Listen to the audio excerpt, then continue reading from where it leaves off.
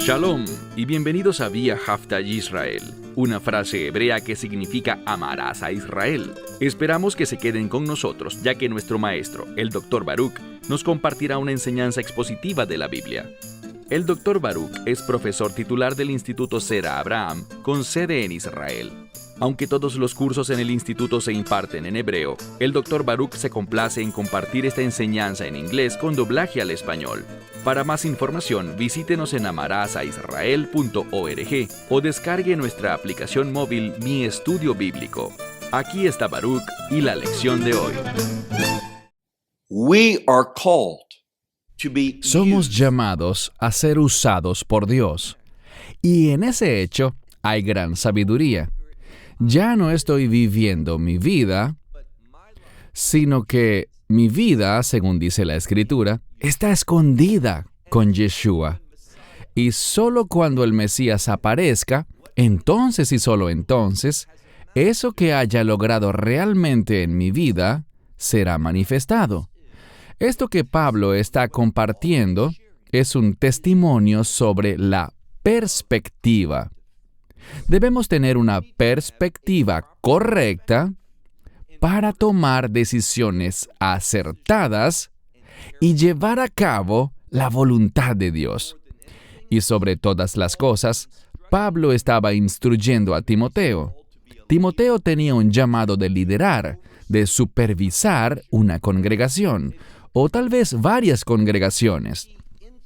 Él ejercía influencia en esas personas, en esos creyentes, para que ellos tuvieran un caminar digno de su llamado, digno de llevar sobre ellos el nombre del Mesías.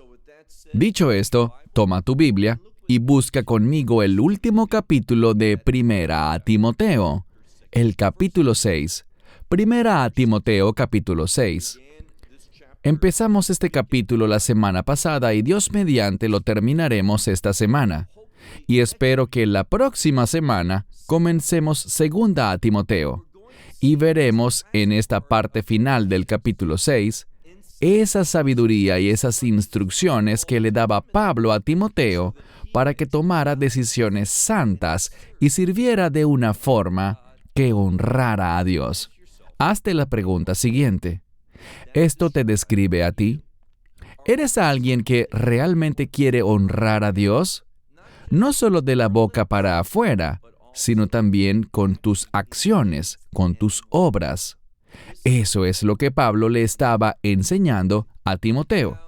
Ahora bien, la semana pasada habíamos quedado en que él le hacía unas advertencias a Timoteo, y aquí continuará haciendo eso mismo. Hay un gran peligro en este mundo, y si no tenemos el cuidado de observar las instrucciones de Dios, muchas veces caeremos presa de las trampas del enemigo. Como recordarán, en el estudio de la semana pasada, Pablo habló de dos cosas principales. La primera era que el amor al dinero, no el dinero en sí, sino el amor al dinero, es la raíz de todos los males. Esa es una declaración muy contundente. Y también advirtió a Timoteo sobre otros deseos o ansias que son contrarios a nuestra fe.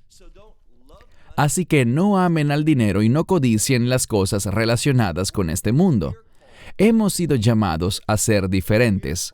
Hemos sido llamados a ser gente muy particular, apartados por la voluntad de Dios. Bien, comencemos. Busca primera a Timoteo capítulo 6, empezando por el verso 11. Dice, «Mas tú, oh hombre de Dios». Él estaba hablándole a Timoteo, por eso dice, «oh hombre de Dios». Pero lo que estamos estudiando es de gran relevancia para todos los creyentes, hombres y mujeres por igual. Sigamos. «Mas tú, oh hombre de Dios, estas cosas», ¿qué cosas? Lo que les mencioné, estas cosas relacionadas con deseos que pertenecen al mundo y no al reino de Dios. Él dijo aquí, estas cosas, estos deseos impíos, esa perspectiva incorrecta, dijo él, estas cosas, y le da una orden, huye, es decir, huye de todo eso. La implicación práctica es esta. Tenemos que caminar con discernimiento, viendo esas cosas que se nos presentan, esas cosas que están ante nosotros, y tenemos que tomar decisiones. ¿Estas cosas pertenecen al reino? ¿Se supone que las busquemos? ¿O son de estas cosas de las cuales debemos huir? El enemigo tiene control sobre nosotros cuando no huimos de esas cosas. Así que él dijo, huye de esas cosas. Y luego viene una conjunción para hacer un contraste. Él dijo, pero en contraste con esas cosas, sigue la justicia, la piedad, la fe, el amor, y nos llama a tener aguante, perseverancia y mansedumbre. Quiero destacar de esta lista la primera y la última cosa. Primero, él nombró la justicia. Sigue la justicia. Y la única manera en que podemos entender lo que es justo es con el uso de los mandamientos de Dios. He dicho esto muchas veces. Los mandamientos de Dios no son instrumentos de salvación. No son una herramienta para hacernos justos, pero ellos definen, incluso en la actualidad, ellos siguen definiendo lo que es justo y por tanto lo que es injusto. Así que la Torá es una herramienta invaluable para nosotros. Es valiosísima, tiene gran importancia, pues nos enseña lo que es la justicia. Así que él dijo, sigue la justicia, la piedad, la fe, el amor, persevera, aguanta, es decir, vence las cosas de este mundo. No te dejes vencer por esas cosas que son impías. Y finalmente dijo una palabra que significa mansedumbre. En algunas Biblias lo traducen como humildad. Le diré algo interesante. Recuerdo que en el seminario escuché un mensaje acerca de esta palabra. La persona que lo impartía era un profesor, y él hablaba de que la razón por la que estaba de última en este pasaje es para darle énfasis.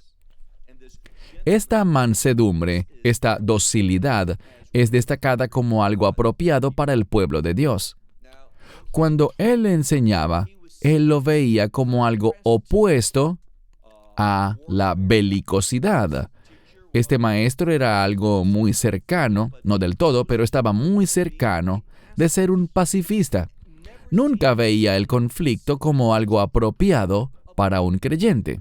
Él decía, es mejor evitar el conflicto que tener la razón. Pero este es el problema. Esa era su manera de pensar, pero no estaba en línea con la voluntad de Dios. ¿Y cómo puedo estar seguro? Avancemos al siguiente verso. Vean lo que dice. Pelea, la buena pelea de la fe. Esta palabra significa combatir. De hecho, muchas Biblias lo traducen como combatir o combate. Pelea, combate por la batalla de la fe. Es la misma palabra y es un término militar. Así que no crean que ser manso significa no estar dispuesto a combatir por la fe. Debemos ver esa palabra mansedumbre como algo que significa simplemente darle un lugar a Dios para que produzca los resultados. No intentar determinar por uno mismo los resultados. Significa serle fiel a Dios de una manera tranquila, con una fidelidad controlada. Y la palabra mansedumbre significa evitar llamar la atención hacia sí mismo, no ponerse uno mismo al frente. Es un término de sumisión. Pero de nuevo, no hay conflicto, no hay un enfrentamiento entre estas dos cosas de una manera adversa. Podemos ser mansos, pero al mismo tiempo somos llamados a pelear la buena pelea de la fe.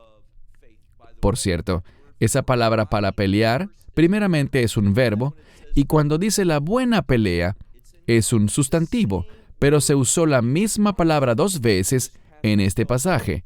Así que combate, pelea, la buena pelea de nuestra fe, haciendo ¿qué? Echando mano de la vida eterna. Debemos ver la vida eterna de 2 maneras. En primer lugar, está la expresión plena de la vida eterna, la cual es una expresión de reino. Pero también hay un anticipo de eso ahora, y es a esto que se está refiriendo, que nosotros vivimos a la luz de la verdad del reino, echamos mano de una perspectiva de la vida eterna ahora en este mundo, sabiendo que tenemos la eternidad, que tenemos las bendiciones y promesas de Dios, hacia allá nos dirigimos. Y a la luz de eso, estaremos empoderados, eso nos dará iluminación y sabiduría para tomar decisiones en este mundo. Sigamos leyendo. Echa mano, este es un mandamiento, echa mano de la vida eterna, a la cual también has sido llamado. Este es nuestro llamado, demostrar la verdad del reino. Así que cuando habla de combatir o pelear la buena pelea de nuestra fe, eso implica demostrar esas cosas, esas leyes, esos principios del reino, ahora, en este mundo. De eso se trata la pelea, a la cual también has sido llamado y has confesado la buena confesión delante de muchos testigos. Esta palabra para testigos también puede ser mártires, esos que han ido antes de ti y han sido ejecutados delante de otros por su compromiso con Dios. Pelear la buena batalla, estar dispuesto a ofrecer la vida por las cosas relacionadas con la verdad del reino. Ahora pasemos al verso 13. Aquí está el mandamiento. En muchas Biblias dice te encargo, pero es un término de mandato o de demanda. Dice te mando, te ordeno delante de Dios. ¿Y qué hace Dios? Está en presente. Es un participio, así que vemos lo que Dios está haciendo en el momento presente. ¿Y qué está haciendo? Él está haciendo vida. ¿Por qué se define a Dios de esta forma en esta frase, como alguien que está haciendo vida? La respuesta es muy sencilla. Es porque cuando echamos mano de la verdad del reino, cuando la demostramos en nuestra vida, Dios responde haciendo vida, es decir, haciendo que nuestras vidas sean lo que han sido llamadas a ser, dirigiéndonos y dándonos sabiduría, ayudándonos a tomar decisiones. Es decir, cuando Él hace vida, nos da discernimiento. Así que todo esto está haciendo Dios. Sigamos leyendo el verso 13. Te mando o te ordeno delante de Dios, quien está haciendo vida, o podríamos decir, está dando vida. Esa sería la implicación a todas las cosas. Dios es el creador, es quien da vida. Vemos que Él hizo eso en la creación, en este mundo, este universo donde vivimos, y también puede hacerlo en el reino que vendrá, la era que se cierne en el horizonte. Dice, también el Mesías Yeshua. ¿Y qué hizo Él? Bien, el que testificó ante Poncio Pilato un buen testimonio. Aquí donde dice ante Poncio Pilato vemos algo. Vemos que el Mesías no entró en pánico, no suplicó por su vida física, porque Él sabía que la vida del reino es mucho más grandiosa. El Mesías nunca se doblegó ante Poncio Pilato. Él habló de un modo en el que Poncio Pilato no pudo entenderlo. ¿Por qué? Porque no estaba comprometido con la verdad, sino con todas las cosas de este mundo. Y este es el principio. Cuando estoy comprometido con las cosas de este mundo, Eso hace que la verdad del reino se distorsione y se me haga difusa. No puedo percibirla. Del mismo modo, cuando estás comprometido con la verdad del reino, con las cosas del reino, eso va a darte claridad sobre lo que está pasando en este mundo. Y por eso, los creyentes que están comprometidos con el reino verán cosas muy similares. Ellos tendrán esa misma guía, esa misma iluminación del Espíritu Santo. Luego dice en el verso 14,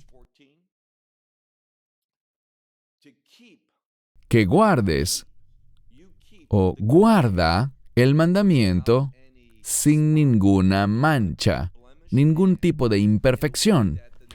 Y la siguiente palabra es sin reproche, es decir, que vivamos de tal manera que nos sujetemos a ese mandamiento.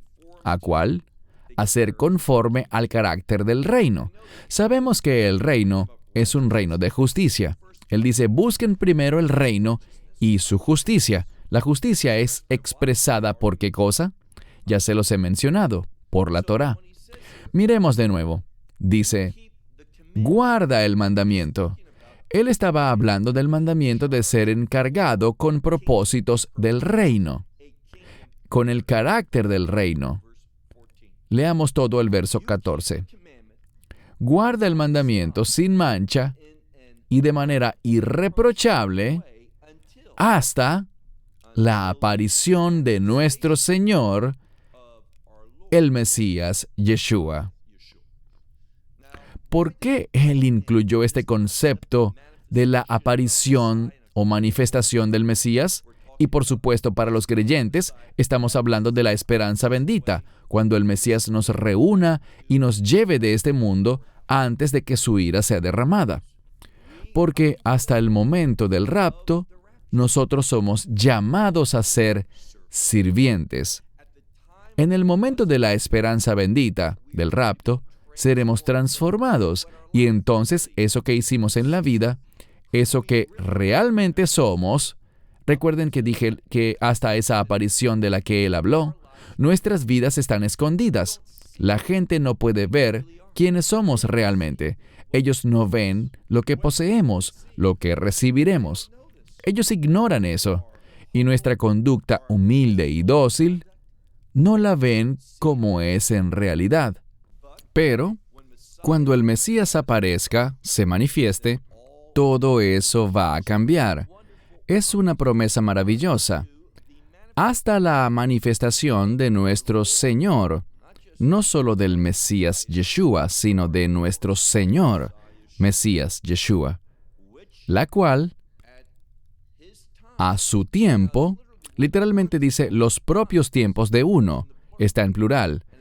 Y eso se refiere al tiempo de Él, cuando Él venga a poner fin a este mundo. En esa temporada, en ese momento adecuado, Él mostrará algo. Él mostrará, ¿y quién es Él? Sigamos leyendo. Dice, el bienaventurado y el único soberano, el Rey de los que fungen como reyes y el Señor de los que fungen como señores. Normalmente decimos Rey de reyes y Señor de señores, pero aquí tenemos una expresión diferente. No es el Rey de reyes, sino el Rey de aquellos que actúan como reyes, es decir, que ocupan esa posición. Él está sobre ellos, es más grande que ellos. Igual pasa con los que están haciendo de señores, gobernando y esclavizando a otros. Él es el verdadero Señor de señores, de los que están manifestando ese poder, esa autoridad. Él está realmente por encima de ellos, pues Él es el único que tiene, noten que dice, inmortalidad, es decir, que Él no muere, no hay nada conectado a Él que esté relacionado con la muerte. Este es el Mesías en su estado glorificado. Tenemos que entender algo. Pablo nos está revelando tres cosas. La primera es que el Mesías siempre ha existido. Nunca ha habido un momento en el que Él no existiera. Y vemos que su condición de ser Dios no fue algo a lo que Él se aferrara, aunque Él la tenía. Pero Él se humilló y se hizo hombre. Y siendo que Él nunca pecó, Él nunca iba a morir. Pero debido a que tus pecados y los míos, los pecados de la humanidad, fueron puestos sobre Él, eso fue lo que causó su muerte. Y ese es un término teológico muy importante que se suele pasar por alto. No fue la cruz lo que lo mató. ¿Murió en la cruz? Claro que sí. Pero lo que causó su muerte no fue una muerte física, sino que fue debido al pecado. Y siempre debemos recordar esa relación bíblica que hay entre pecado y muerte. Él murió porque nuestros pecados fueron puestos sobre Él. Eso fue lo que le causó la muerte. Leemos aquí que Él está en esa condición ahora. Cuando vuelva, estará en ese estado perfectamente restaurado. Dice que Él solo tiene inmortalidad, o solo Él tiene inmortalidad. No hay nada conectado a Él relacionado con la muerte. Él es también el que habita en una luz. Y noten lo que dice, que esa luz donde Él habita, en el mundo natural, es inaccesible para nosotros. Aquí aparece el término, habita en una luz a la que no podemos acercarnos, una luz inaccesible, a la que ningún hombre es capaz de acercarse. Bien, leamos bien el final del verso 16. A la que nadie, ningún hombre ha visto, y nadie es capaz de ver. En el estado natural, el viejo hombre no puede contemplar a Dios. Solo el hombre nuevo, tras ser redimido, es quien podrá hacer eso. Sigamos leyendo. Dice, Él es el único Dios, quien tiene inmortalidad para Él mismo y también nos puede otorgar inmortalidad. Él es el que habita en esa luz inefable, en esa luz inaccesible, a la que no podemos acercarnos en la carne, que nadie, ningún hombre ha visto jamás y que nadie puede ver, a quien es la honra y el poder por siempre. Amén. Tuvimos un llamado para adorar, pero quiero compartir con ustedes que estuve debatiendo y orando respecto a esta última frase del verso 16, que dice, a Él es la honra y el poder por siempre. Amén. Una gran afirmación que nos prepara para adorarlo. Verso 17. Habiendo pronunciado esa bendición, Él va a concluir la epístola y quiere que recordemos algo. Estamos llamados a tener esa mentalidad de reino, y esa mentalidad de reino está en oposición a las cosas de este mundo. Por eso leemos aquí en el verso 17. A los ricos en esta era actual, dice, les mando que no sean, y esta palabra significa creer que uno está por encima de los demás. Es un modismo que significa ser soberbio o arrogante. Él dice, los que son ricos en este mundo actual, es decir, que eso pasará. Podrá ser así ahora, pero no será eterno. A los que son ricos en este mundo, Él dijo, les encargo, les mando, que no sean arrogantes, ni que pongan la esperanza en ese patrimonio, en esas riquezas, por así decirlo. ¿Por qué? Dice aquí, esas cosas son inciertas. Este patrimonio, esas posesiones, no tienen certeza alguna, no tienen nada que sea duradero, nada que permanezca. esas cosas tienen incertidumbre, pero más bien, por el contrario, tengan esperanza, no en esas riquezas inciertas, sino en el Dios viviente, el que nos provee de manera generosa todas las cosas para nuestro disfrute. Quiero hacer una breve pausa porque las palabras que tenemos aquí en el idioma original son muy significativas. Él habló aquí acerca de Dios. Fíjense bien, dice, se supone que tengan esperanza en Dios, no en riquezas inciertas, sino en el Dios viviente que nos provee de manera generosa. Es la misma palabra para decir rico o adinerado, de manera abundante. Dice, todas las cosas, ¿para qué?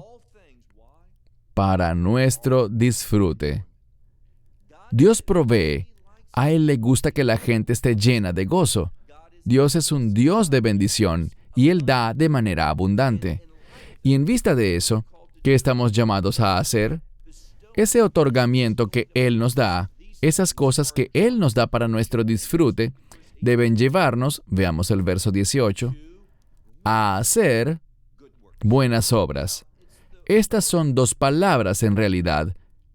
El mandamiento, de manera verbal, significa ejecutar eso que es bueno, producir buenas cosas, para que seamos ricos en buenas obras.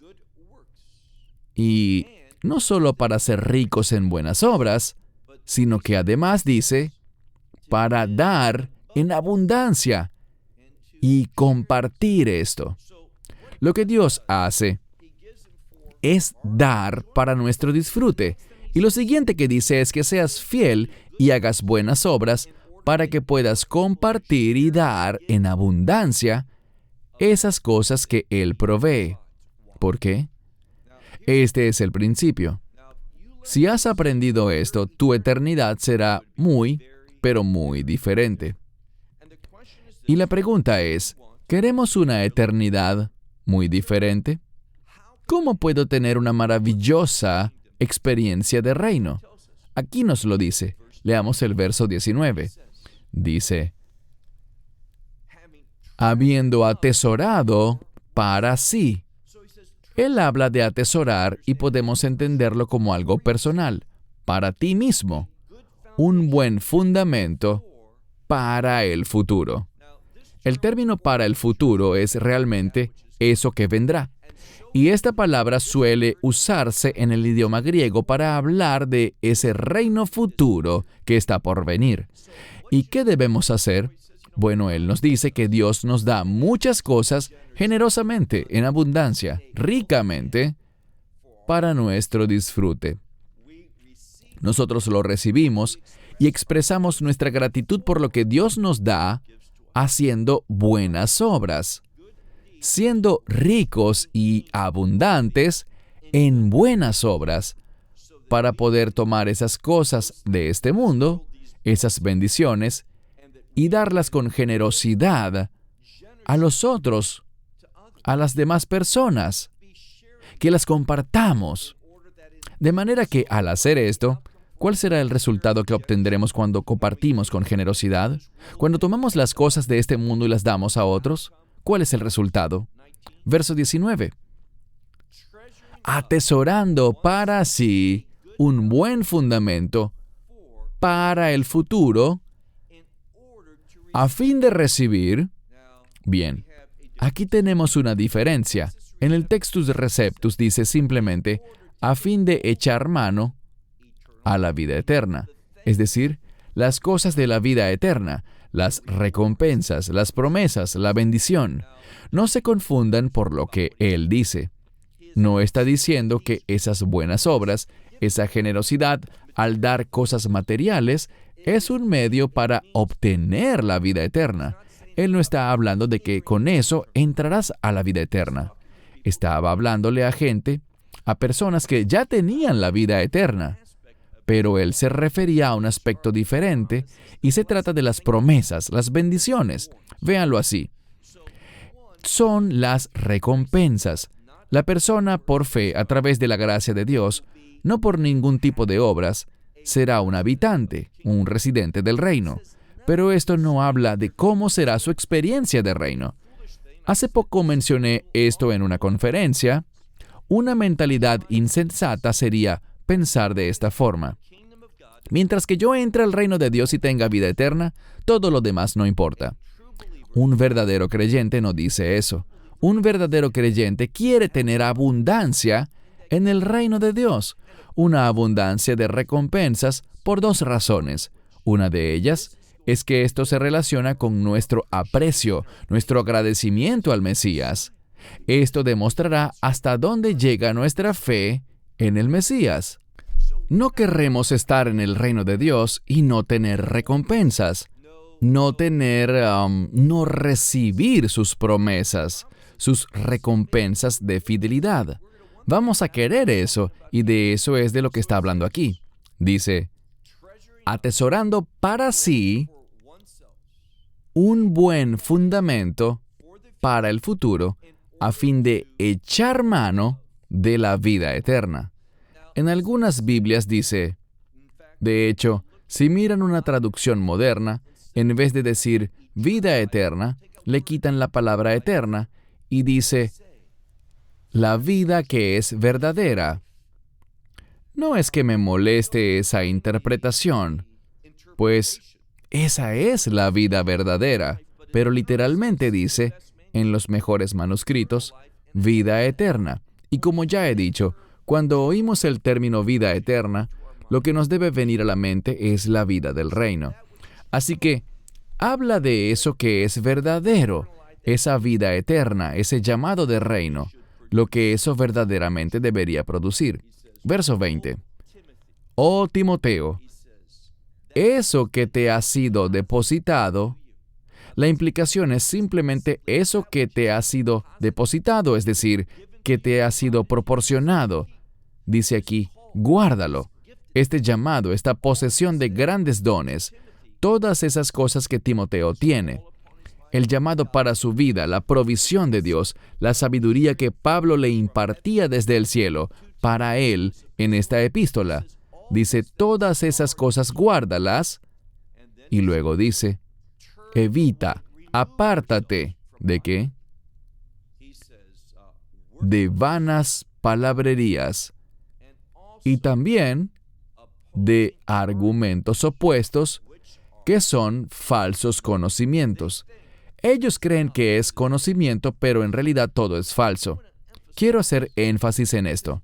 Él le dijo, no pierdas tu tiempo en palabrerías vanas. ¿Qué es eso? No se imaginan la gran cantidad de preguntas que recibo. La gente dice, sé que esto no aparece en las Escrituras, pero ¿qué opinas sobre eso? Y hablan de algún asunto que la Biblia menciona, pero sin llegar a explicarlo. La palabra de Dios no ofrece una respuesta en ese punto. Ellos quieren respuestas a preguntas que la Biblia no responde. Esas son vanas palabrerías. Si la Escritura no lo describe en términos claros, no necesitamos ni hablar de eso. Hace poco di un mensaje sobre los 2 testigos, y todos quieren saber, ¿quiénes crees tú que son los 2 testigos? ¿Se revelan sus identidades? No, pero ¿quién crees que son? Eso no importa. Si Dios no consideró adecuado decirnos quiénes eran, es porque no necesitamos saberlo. Podría tratarse de 2 testigos que no conocemos, que quizá ni siquiera han nacido. No conocemos sus nombres, así que no es importante. Dice aquí, esas vanas palabrerías, esa palabrería inútil, dice él, apártate de eso, y también de esos argumentos opuestos a la Escritura. Él dice que pueden parecer muy inteligentes, pero es un falso conocimiento. Pasemos ahora al último verso, verso 21, el cual algunos están profesando, están hablando de eso, acerca de la fe. Pero acerca de la fe, el hecho de que ellos están profesando eso, nos dice que se han desviado, que se han apartado. En otras palabras, Él está diciendo a la gente, estas vanas palabrerías, este falso conocimiento, estas cosas que no se originan de las Escrituras, Él le dice a Timoteo, aléjate de eso. Pero lo que pasa es lo siguiente. Cuando estas personas hacen esas preguntas y hablan de esa manera, ellos son los que se están apartando de la fe. Así que, o estás acercándote a la vanidad, o estás acercándote a la fe. Cuando te acercas a la fe, te apartas de esas palabrerías vanas y de ese falso conocimiento. Pero cuando te apartas de la fe, estás aceptando ese discurso insensato y ese conocimiento falso. Por último dice, la gracia, es decir, la gracia de Dios, esa gracia específica. La gracia sea contigo. Y finalmente dice, amén. Esta primera epístola sienta unas bases sólidas para caminar en la fe, para ser ricos en buenas obras y tener un testimonio que sea agradable a Dios. Y esta es mi esperanza, que a través del estudio de esta primera epístola podamos crecer en fidelidad, que crezcamos de manera más abundante en buenas obras, que seamos fieles al llamado que Dios ha puesto en cada creyente, individualmente, que podamos cumplir ese llamado individual para dar gloria, honor, alabanza y gracias a nuestro Señor y Salvador, el Mesías Yeshua. Cierro con esto. Hasta la próxima semana, cuando iniciaremos 2 Timoteo capítulo 1. Hasta entonces, Shalom. Shalom. Esperamos que te hayas edificado con el mensaje de hoy y lo compartas con otros. Te invitamos a seguir nuestros estudios cada semana por este canal y por el portal de YouTube de Amarás a Israel. También puedes descargar nuestra aplicación móvil gratuita, Mi Estudio Bíblico. Finalmente, para obtener más información sobre nosotros, visita nuestra web amarasaisrael.org, donde encontrarás otras conferencias de Baruch en audio, video y texto. Hasta el próximo programa. Que el Señor te bendiga en Yeshua HaMashiach, Jesús el Mesías, mientras caminas con Él. Shalom desde Israel.